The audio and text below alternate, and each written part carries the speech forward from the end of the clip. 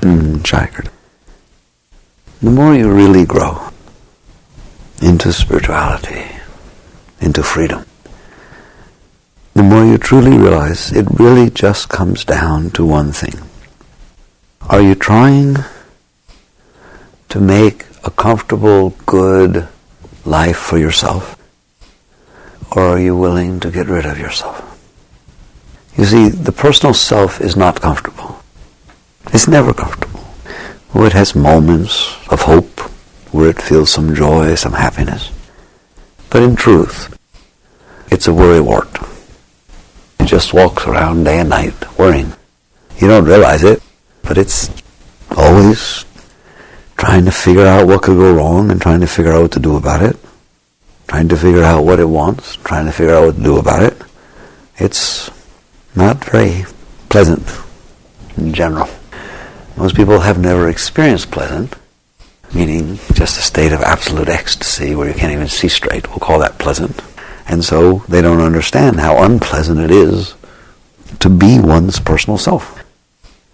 The heart, in general, is not so okay. That's why we make such a big deal if we fall in love or something happens good. We talk about it all the time. It's the biggest thing. We make scrapbooks and so on. Why? Because it's not usually like that. It's usually not so pleasant. It's usually fearful. It's usually anxious. You're talking to people. You're afraid of what you said. You're afraid you did wrong. The heart's not so pleasant. It's just the truth. So what does it mean? It means one of two things. If things are not so pleasant, I'm telling you, you're going to try to do something about it. There's nothing you can do about that. Just as if somebody took a swing at you, your tendency would be to get out of the way, I hope. It's just a natural tendency to want to protect yourself, to want to feel okay, to want to be okay. You're not going to overcome that. That's a natural tendency, very, very instinctual. It's very deep. So this state of non-well-being, this state of fear, this state of depression, this state of anxiety, just whether it be mental or emotional, and it's both, they feed off each other, you're going to have an urge, an impulse to do something about it. Well, you have two choices. It really is very basic. Either you go outside and attempt to rearrange the world to look and be more like what you think will not be so troublesome and might even be okay. I would like it if people liked me. I would like it if people were respectful when I walk by. They kind of, oh, there she is. Oh, like they do to movie stars and stuff. That'd be good. I'd like it if I had unlimited wealth where I'd never have to worry about anything. I could go anywhere as I wanted. I would like it if somebody loved me so much that every time they saw me, their eyes got big and googled, and they were very affectionate all the time. Shh, don't tell anybody. And your mind thinks like that.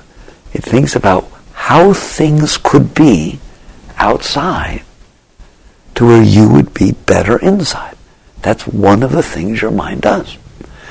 And so one way you can live your life if you're not doing so good is to decide what it is that you think would make you do better and then go on and try to make it happen. It's basic stuff. It's basic stuff. All right? What do you want to do? What do you want to be? How do you want people to be? What are you looking for? Why? Why are you looking for anything? Simple answer. Because I'm not doing as well as I'd like to be doing, and I've decided that this would make it better. Therefore, I want it to be that way. And I will put out the effort to try to make it be that way. Well, since you're dynamically and constantly changing, and so that your feelings and your thoughts constantly change, your thought about what you want and what you need will also dynamically and constantly change. You've never found a single thing ever in your life that when it happened, you became totally happy forever. You get a rush for a minute or so, and then you got to think about what's next. It's like, God, if she go out with me, I'd be so happy and so on. You will? What will I wear? What should I do? Should I borrow a car? My God, I wonder what she likes. Where will we go? Oh, she's going to think I'm a fool. I don't know where to go. You see, it didn't last very long, did it? It's just very funny. It doesn't stop, does it? So this thing about deciding what it is that you think will make you better and then going outside to try to make it happen is endless. So that in an attempt to get rid of your non-well-being, your darkness, you actually set in front of you a path which creates more darkness. Sometimes people get very depressed. They get very hopeless. It becomes hopeless because they've tried so many times to try to be okay, and no matter what they do, it doesn't work. And that in and of itself creates darkness. And then people can get very lost. Then people say, well, you just picked the wrong thing. You should get married. You should move to a place, get a hobby, do something. It's still about, I'm not okay. I have to decide what it is that needs to happen for me to be okay. Then I have to make it happen. And somehow if I pick the right thing, it'll work. I guarantee you, check anybody. It's never worked. It's never worked. It works for brief periods of time while there's a change, there's something different, all right? It gives you a little bit of a stimulus. But it doesn't stay. Your mind goes right back to doing the same old junk. And it's not just about what you want, it's about what you don't want. You're afraid of things. You want to avoid them. And so it's endless. If you're afraid of something, it could always happen. It's like some people are afraid to drive at night because they might get a flat tire. If I stop and ask them, how often have you had a flat tire at night? Well, never, but it could happen. Okay, so you never had a flat tire at night, yet every single time you drive, you're afraid. What is that telling you? That fear can be always. The minute your mind makes up what it doesn't want, you get to be afraid forever, don't you? Gibran said it very beautifully. He said, the thirst that exists when your well is full is the thirst that is unquenchable. If you're empty and your cup is empty, I could give you water. I could help you. But if your cup is full, but your mind says someday it may not be, nobody can help you with that. Nobody can ever help you with someday it may not be. Because you just locked yourself into a state of fear and unfulfillment for the rest of your life. I love you tremendously, but someday you may not. How do you know you'll love me forever? Don't ever have that conversation with anybody, please. There's no win on that conversation. None, ever. There's nothing you're going to say. The thirst that exists when your well is full is a thirst that is unquenchable. And so how can anybody answer that? You created your own fear in your mind. Nobody can make that go away. How could you prove to your mind that forever, under all conditions, that somebody's going to love you? You can't. Therefore, you just ruined it. And that's what the mind does. There's no win in this stuff. None. And yet, that's the path, the methodology that one sets out to do. It's very simple. You don't need a lot of words. I'm not okay. I have decided what I think would make me okay, and now I'm out there attempting to make it happen. And even if I'm wrong all the time, I keep trying, I just pick something else. I just try harder. It's like I never give up on that process. All right? Well, is there an alternative? Yes, there is. There's an alternative. Your only other alternative. It starts in the same place. I'm not okay. You have to start there. That's reality. I'm not okay. I don't feel joy in my heart. I don't feel great bliss or happiness. I get depressed. I have fears. I feel anxious. Just how it is. Okay? And instead of thinking about what you can do about it and then trying to make it happen, you don't do that. It's much deeper. You say, I'm not okay. Why? Now this is very subtle. If you had gone out and thought, well, why am I not okay? You think, well, I'm not married. That's why I'm not okay. I'm not married. I don't have someone who loves me. Okay, I'll go out and find them. Do you understand what a lie that is? I guarantee you that you felt not okay first. The marriage is not what made you not okay. It's what you thought would fix that you're not okay. There's a big difference. You can't blame it on I'm not married. It would have been something else. The basics are you're not okay. You might as well have said, well, I haven't been to Europe yet. People don't respect me enough. I don't have enough money. My nose is too long. Pick anything you want. The net result is you were not okay first. And that's what made you think What's wrong? What do I need to do? What will fix this? Don't mix up cause with attempt to rectify. They're totally different things. Totally different. If you have a sickness, an infection, where you need antibiotics, that may be something that helps you with your infection. It's not the cause of your infection. The lack of antibiotic is not the cause of your infection. There was some other cause of your infection. Because you're going to get very sick if you decide that the lack of antibiotic was the cause of my infection and start taking antibiotics all the time. You'd have to take them all the time. It was not the cause of your infection. It's not the cause of your sickness. The fact that your heart is not okay, the fact that you don't feel whole, the fact that you have depressions or that you have anxieties is not caused by what you decide will fix it. That is just your mind attempting to think, well, if this was different, I'd feel better. If I drove a fancier car, I wouldn't feel so insecure, so I wouldn't feel so anxious. That doesn't mean because you're not driving a fancy car, that's why you feel anxious. Don't confuse the two. The other path, the deep path, you're questioning why. Why am I not okay? Not what do I need to do about it. Why am I not okay? You're questioning the lacking that's in your heart. You're questioning the darkness itself. You're questioning the anxiety. Why is there anxiety? How do you figure that out? Don't think. Look. It's going on inside of you. You're in there. Look at it. Look at it. Try to see. Why is this going on inside of me? Don't think about it. Don't try to solve it. Just observe it, experience it, and see what that is.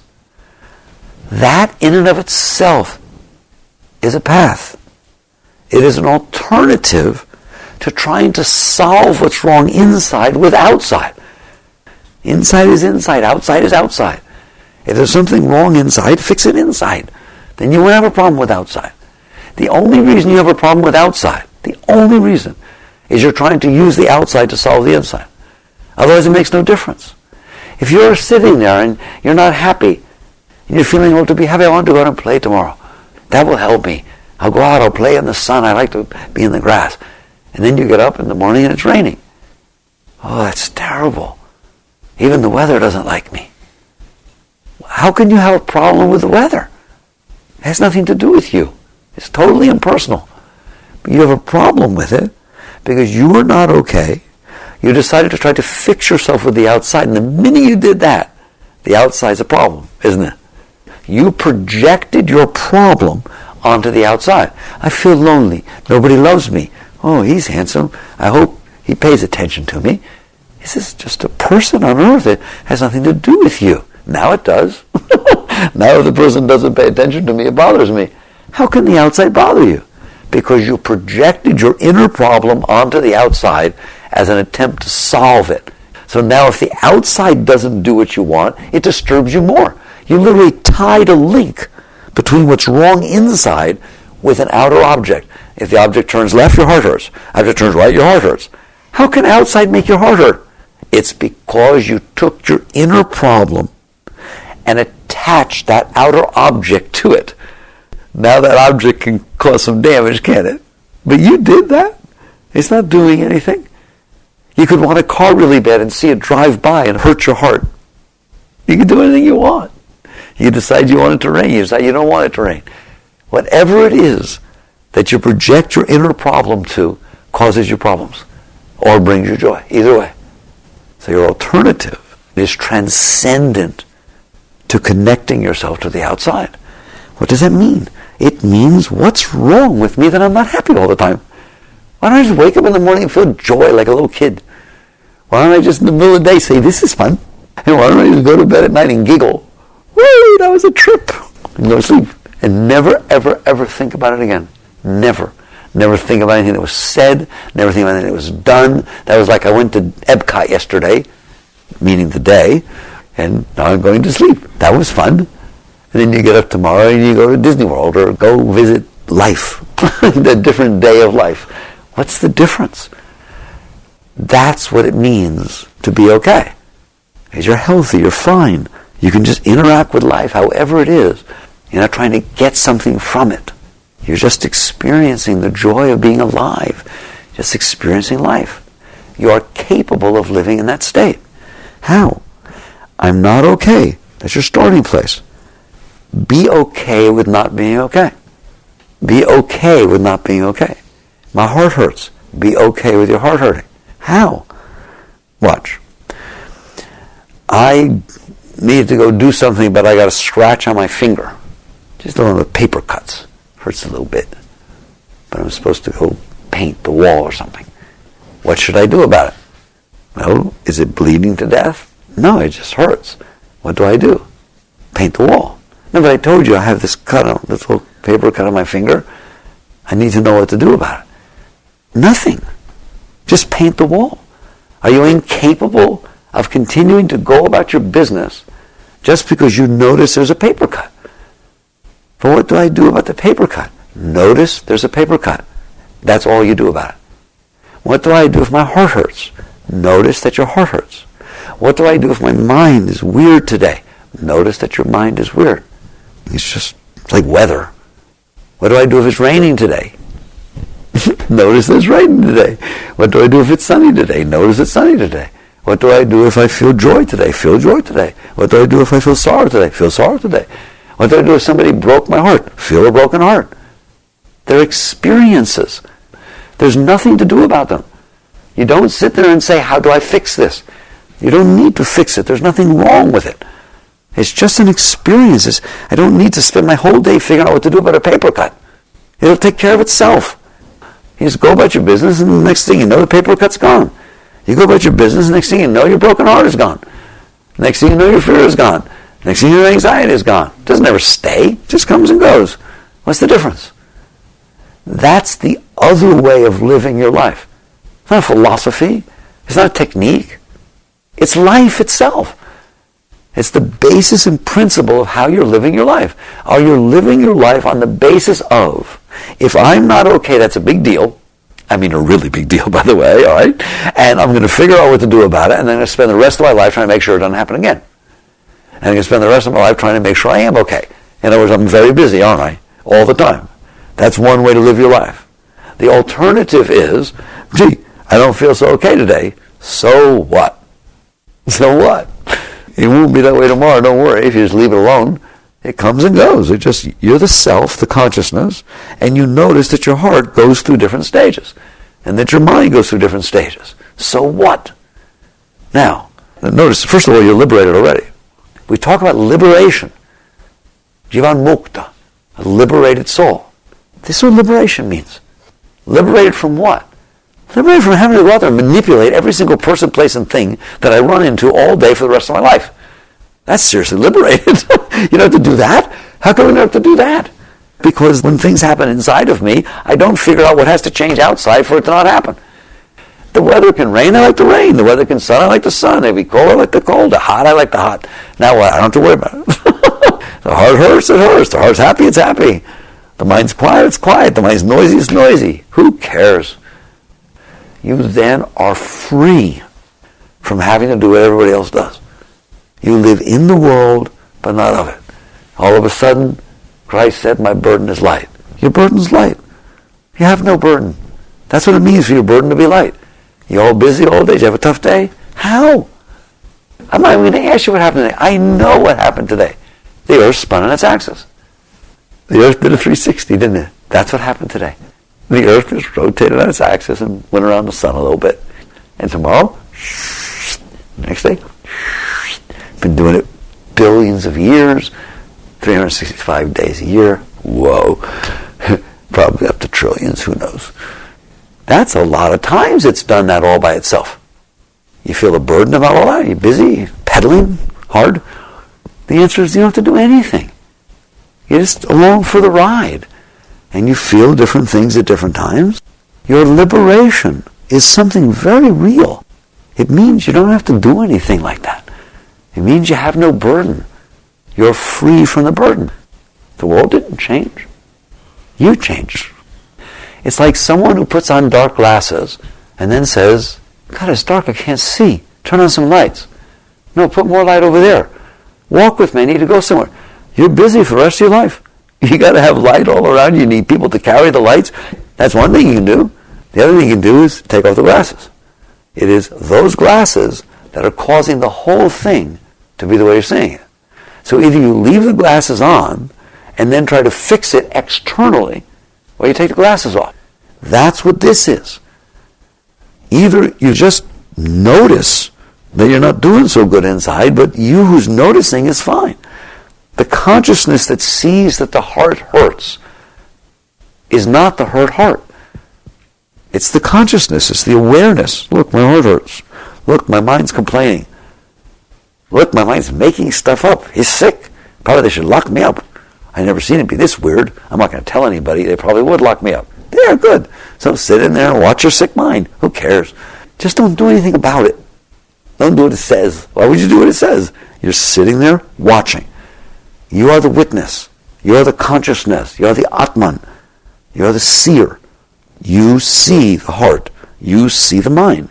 That's it. That's what you do. Nothing else. Nothing. If you take that seed of consciousness and permit life to unfold and let the inside go through what it needs to go through, even before you are what we think of as spiritually liberated, you're already liberated. You're liberated from having to be a human being and go through this junk that people go through. How would you like to never worry about what anybody thinks about you? I will give you a guaranteed method right now, instantaneously, that will make it so you don't have to worry about what anybody ever thinks about you ever again. Okay? The part of you that cares about whether they think about you, don't care about that part. It's that simple. If that part starts to get weird, just notice it. Hum a little bit, do a mantra, who cares? Don't care. Don't suppress. Just watch the part of you that cares what people think about you. And you will be freed from having to act or worry or get involved in what people think of you. Your way out is that fast. That's how long it takes to be liberated. You can't change all of this. These are some scars. These are your past patterns. It takes a long time to change all that. But you're not it. You don't have to change it. You just witness it. You just notice it's that way. Look, she's weird. Look, he's weird. Okay? Look at how it's being today. Look, he's scared. Look, he's anxious. The minute you're not it, you're not it. So now what happens, you're immediately freed from having to play the game everybody else does. As long as you are willing to let be what is, you don't have to mess with it. Now the world can go about its business and does whatever it does. You don't care. You didn't use it to try to fix you. You just accepted, honored, respected, experienced you instead of trying to fix you. Now what? Now that you're sitting behind all this, the energy starts to build up back in the self. And you start to feel this joy well up spontaneously from inside of you. You feel rushes of energy from back behind, not from up front, where you used to get your energy. It comes from back here. It's deeper. Why? Because the spontaneous energy that you used to waste doing all this work outside needs someplace to go. It goes up. Well, everything gets attracted back into the self. And when you feel that energy welling up, it literally is joy, ecstasy, love. It's what we call the spiritual experience. And that experience is so beautiful and so spontaneous and so pure that you literally do stop caring about what's going on out there. So your way out is in. You will not gain anything by deciding what everybody else has to do for you to be okay. Because you're going to be so busy trying to make them be that way, you'll never be okay. It has to be that you're okay within yourself. Now, of course, participate in the joy and the fun and the dance. It's not a dance for renunciation. People come, people go, situations come, situations go. So what? Who cares? Have fun. Now you will have fun because you don't care. If you have a job, work. If you're married, be married. If you're in love, be in love. Dance the dance of life. Fully, totally, fearlessly. Why? You're not trying to use life to fix what's wrong with you. You're sitting behind it, observing, witnessing, releasing. And at some point you will not participate in the humanness anymore. Because the joy that wells up inside is so much more beautiful than anything you ever felt from outside that you just hang back in there. And the world will still go about its business. Don't worry, it's been doing it for billions of years. It just doesn't have that extra meaning. The third Zen patriarch, he says, when a thing can no longer offend you, it ceases to exist in the old way. When a thing can no longer offend you. That's what we've been talking about all night. Sometimes people say things, do things, don't say things, and it bothers you, doesn't it? Why? Because you projected your problem onto that person. When a thing can no longer offend you, it means it can just go about its business and it doesn't offend you. It ceases to exist in the old way.